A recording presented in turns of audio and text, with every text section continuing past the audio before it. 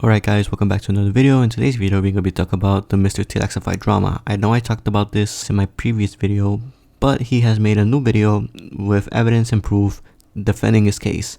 So, in this video, he's basically saying that her ex is actually the abuser, toxic, groomer, and while he was also pleading his case, he also called out some people's names, namely the Smith Plays, NoahJ456, and JC Backfire.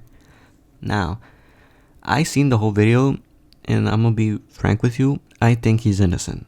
That is my opinion. Unless some new info comes out, right now, for me, he's innocent. He has beaten the allegations. False. Reagan was the one begging me for intimacy, even when I had told her that I wanted to wait and not rush anything as we were so young. I would like to apologize to anybody that has been affected by the situation in a negative manner. Specifically, I would like to formally apologize to Pat, or the Smith Plays, and everyone involved at the Z House where Reagan made me lie about her age to you. There was never any sexual assault, sexual abuse, or rape that happened during this time. I'd also like to apologize to Merc Music and Corinna, as I was not talking about them being minors, but them being engaged, since the message Reagan had used was taken out of context. However, I would like to state, Pat, that I did send you a message privately on your Twitter before you made this statement public, in which you saw, but you chose not to respond and hear my side of events and Reagan's roommate's side of events. You not wanting to hear anything I had to say and painting my ex-girlfriend in a benevolent light when there's evidence of her clearly being a pedophile was a direct punch to my gut after calling you my best friend for many years. You had said you had looked at all the evidence, but conveniently skipped out on how Reagan is a definitive pedophile proven by her own diary and words. I don't want to hear about a lack of trust where nothing bad happened when you did not listen to Noah's ex-wife Martina about Noah's scandalous behavior in 2021, which did not allow for a third Z House to happen. Noah invited all of us to Texas in September 2021 for a third Z House, yet nothing was ever filmed because Noah cheated on Martina in 2021 at EDC. And you and JC were utterly supportive of him in Texas, even inviting him to cry at our own Airbnb without my consent. It boggles my mind that you would be supportive of a man who blatantly cheated on his wife for fun, yet would not share the same sentiment to me when I was obviously in an abusive relationship that I could not escape from. JC and Noah are not exempt from this either. I had moved to the same apartment complex as JC in 2022 and even shared about my abuse with him, and he did absolutely nothing and actively avoided me. This is why you unfollowed me on Twitter 2 years ago. Noah had also said he would visit me, but never came to my place once. JC, you couldn't even spend 10 minutes to sign a recommendation letter for my visa after all we've done together over the years. If you want to trust my ex-girlfriend so much, here's a post Reagan made about seeing you cheat on Emmy with her sister Kate at Coachella. Everybody in our group saw your inexcusable actions and were utterly shocked that you would be sensually touching your girlfriend's sister in front of all of us while Emmy was not there. I don't think PlayStation Studios wants to associate with a cheater who defends pedophiles such as my ex-girlfriend Reagan. I guess it makes sense considering Noah also invites pedophiles to his own DJ sets. This is incredibly disingenuous of all of you and makes sense why each of you would side together and defend my pedophilic ex-girlfriend while never contacting me once and dropping me at the whim of a hat. Things have never been the same with me and any of these original zombie YouTubers since this point in time, and I will never be working with them ever again. I will also not be apologizing to my abuser and harasser, Reagan McNulty, as I have finally escaped from you and will never allow you to ever control me and degrade me again. That's the map I got groomed on! I fucking love Zetsubo! Let's go! Guys, imagine sliding in my DMs being like, I can help you with Zetsubo? I can't let him win.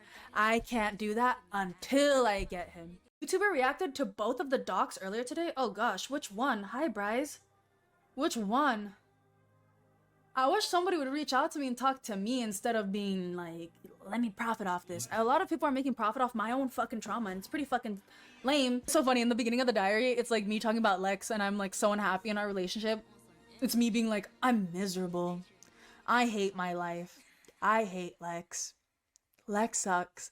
And I would like, it's so funny. You read it and it's like my game plan to get away from Lex. What's another tag I could put? I should put groomed. Just kidding. I'm just trying to cope by making jokes, guys. Rizzler. Don't. But if you like Findom and if you want somebody to be like your dominatrix, I'm here for you. Clearly everybody knows that I could be a dom, I guess. Scarlett's a rat. Scarlett's a cocksucker. Cock muncher. How does it feel to be a cock muncher? How does it feel to be a fucking cock muncher, bitch? To have fun and have a good time and spread happiness and spread awareness. But now I'm gonna have to be like the fucking poster child for grooming and shit and assault, which doesn't bother me. But it doesn't bother me, but Hey, I don't know about you, but she does not sound like a victim at all. What the hell? I mean, it seems like she planned all of this. But anyway, regardless of that, after Lex made the video, NoahJ and Fuslie have responded to this allegations. Most of you guys know, years ago I was married, and I met a girl and got married right out of college in Texas. And due to family values, we weren't able to live together or move in together until after we got married. In the coming months after we got married, we finally moved in, and we both individually came to the realization that we were really not a compatible couple. Our lifestyles, living together, our wants and our needs, and many more things never really matched up eye to eye. But because I grew up instilled in me that divorce is never an option, no matter what, I tried to make things work, went to counseling, got therapy, but at the end of the day, we were really just two fundamentally incompatible people. And at the end of the relationship, I knew I was no longer in love with this person. The reason I'm bringing this up is not because I want you guys to feel sorry for me or make excuses for myself in any capacity. I'd never make excuses for this, never make excuses for me. That's not why I'm doing this video. But because a lot of people don't know anything about my private relationship, and I wanted to make the context more concrete. So 3 years ago, I met another streamer, Fuslie, and ended up having many long talks with her about her breakup with her then fiance that she had been going through, and me in my marriage that I was very, very unhappy in. So we bonded through these talks, and at some point we realized that we had feelings for each other. I know some of you guys are going to try to make excuses for me. I already see it in chat. I already am seeing like, we love you and stuff like that. And I just want to repeat, like, I'm not sharing this experience with you guys for people to forgive me. I'm not expecting people to forgive me, and I don't want to be forgiven. So after we shared these feelings, we decided to end contact, and we haven't spoken to each other in the 3 years since then. I made literally the biggest mistake of my life. I hate that I have to read this off a fucking script, man. I made literally the biggest mistake of my life and had to accept that I did something that I was incredibly unproud of in getting closer with someone and developing feelings for them. For the next couple of years since then, I treated myself how I thought I deserved to be treated. I punished myself, and it put me in a very, very dark place for a few years. And the reason I don't expect forgiveness from others is because I haven't forgiven myself, and I know I never will. When I finally reached out to all my family and told my mom, my closest friends, that I had developed feelings for someone else, they helped guide me through a lot of self-reflection. I spent time thinking about the cause of my emotional maturity and paralysis that occurred in the past, with the intention to never be in that kind of position again. It's not easy for me to publicly admit these mistakes from my private life, and it's not meant to be easy at all. But I know it was necessary, and I know I will have been disappointed many of you guys in coming forward with it. I spent the years after doing what I can to stay focused on strengthening my values and the actions behind them. And I'm sorry that this will not be enough for everyone, and it should not be enough for everyone, especially in the heat of the moment. But I hope that it's understandable that the only thing I can do as a human is keep moving forward from the mistakes that I know I've made.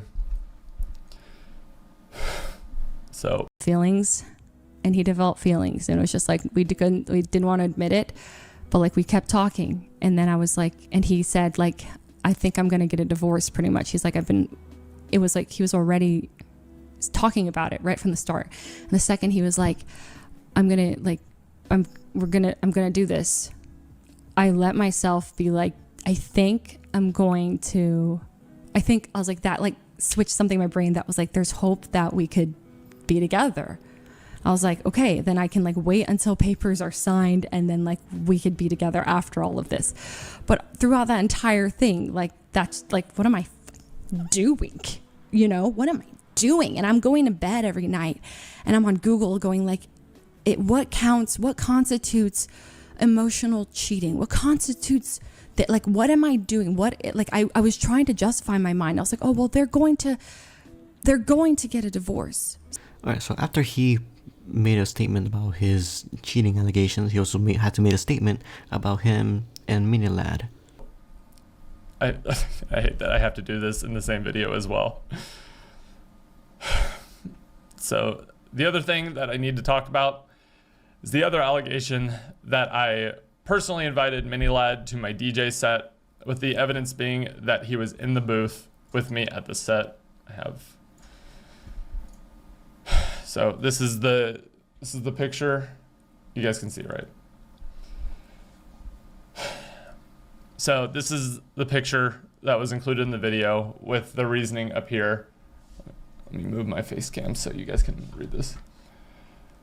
MrTLad was in the DJ booth, meaning that Noah specifically invited him to be there. And again, I really have to hate that I have to cover this in the same video. I'm taking accountability for my actions because I don't want to detract from everything I've said so far, because this is just an entirely separate thing. Should be, yeah. So this is the first time he shows up right here. You can go back and watch this yourself if you would like to. So he shows up, and then literally this is like during this entire process. Like, this is a video that I posted myself online from, again, a public event hosted in Los Angeles, which anyone could walk into for free. This is not a guy that I invited to the booth. I literally posted this video online myself. This is not someone that I condone their actions, that I want to associate with. This is someone who showed up, and him being in the DJ booth in which there were no wristbands, people showing up, there's no one checking, like it's just a public open space, does not mean that I am associated with this person. As you can see, more people showing up. Here he is again. Just for context, once again, my friends and my girlfriend are over here on the right side. This is someone who just showed up into the booth and is just there without my consent or my knowledge. So, as you can see, he's hanging out over here. And then less than 5 minutes after he first shows up over here in the video, he turns around to, I guess, talk to some people. And then within the next 30 seconds, that's the last he has shown up in the entire video, which is not behavior of someone who is there because I invited them or wanted them to show up, to be hanging out separate from my friends, leaving within 5 minutes of showing up to this area. And at the end of the day, that's literally the truth of what happened. Alright, so I guess that's about it for NoahJ and Fuslie drama. I mean, as right now, we don't know what the Smith Play has made any post about it, nor JC as of now. But yeah, actually pretty good that he actually made this video explaining his side, and I'm glad that more people are looking into it, you know, giving it more, I guess, acknowledgement to this. And anyways, I gotta make new videos tomorrow. Probably about the Mr. Beast, Cody Co. Anyways, probably gonna see you guys tomorrow. Hey, I gotta say, these Black Ops 6 zombie marketing is going crazy. Nah, I'm just joking though. But yeah, see you guys in the next video. Peace.